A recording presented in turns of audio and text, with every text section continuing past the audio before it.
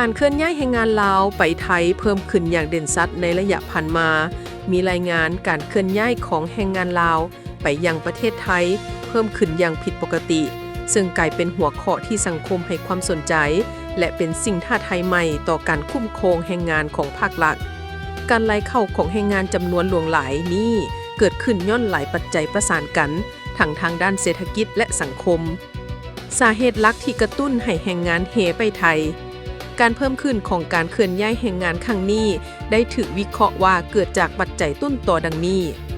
1. ปัจจัยทางด้านเศรษฐกิจภายในประเทศค่าครองชีพสูงการเพิ่มขึ้นของอัตราเงินเฟ้อและค่าครองชีพที่สูงขึ้นอย่างต่อเนื่องในสปป.ลาวเฮ็ดให้รายรับภายในบ่เพียงพอต่อค่าใช้จ่ายประจำวัน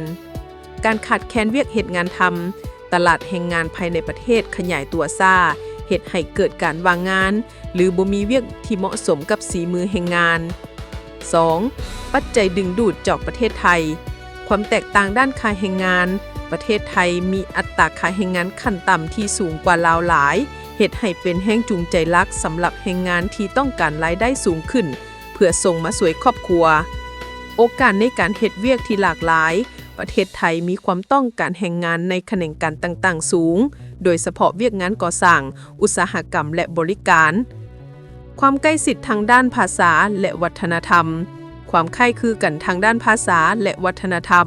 เฮ็ดให้แรงงานลาวสามารถปรับตัวเข้ากับสังคมไทยได้ง่ายกว่าผลกระทบต่อประเทศลาวการเคลื่อนย้ายแรงงานอย่างหลวงหลายมีทั้งด้านบวกและด้านลบต่อการพัฒนาของประเทศผลกระทบด้านบวกผลกระทบด้านลบการส่งเงินกลับคืนประเทศเงินที่แรงงานส่งกลับคืนมาช่วยเพิ่มสภาพคล่องทางด้านเศรษฐกิจของครอบครัวและของประเทศการสูญเสียแรงงานหนุ่มสาวที่มีศักยภาพ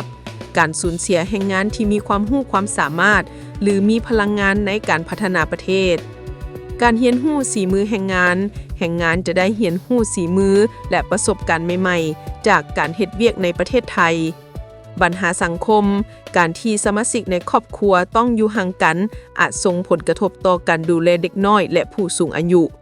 ช่วยผ่อนคลายการวางงานลดผ่อนความกดดันในการสร้างเวียกเฮ็ดงานทำภายในประเทศความเสี่ยงต่อการถูกขุดรีดแรง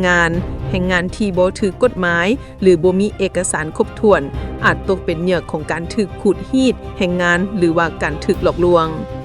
มาตรการของภาครัฐบาลได้รับรู้ถึงสภาพการดังกล่าวและพวงพยายามประสานสมทบกับรัฐบาลไทยเพื่อสร้างความมั่นใจว่าแรงงานลาวจะได้รับการปกป้องตามกฎหมายและได้รับค่าแรงงานที่เป็นธรรมพร้อมกันนี้ยังมีการสร้างนโยบายต่างๆเพื่อส่งเสริมการสร้างเวียกเฮ็ดงานทำและพัฒนาฝีมือแรงงานภายในประเทศเพื่อเป็นการรักษาแรงงานที่มีศักยภาพไว้การแก้ไขปัญหาการเคลื่อนย้ายแรงงานที่เพิ่มขึ้นอย่างผิดปกตินี้เรียกร้องให้มีการแก้ไขปัญหาที่หั่งเหงนของเศรษฐกิจภายในประเทศอย่างจริงจังพร้อมทั้งต้องมีกลไกคุ้มครองแรงงานที่ไปเฮ็ดเวียกต่างประเทศให้มีความปลอดภัยและมีเกียรติศักดิ์ศรี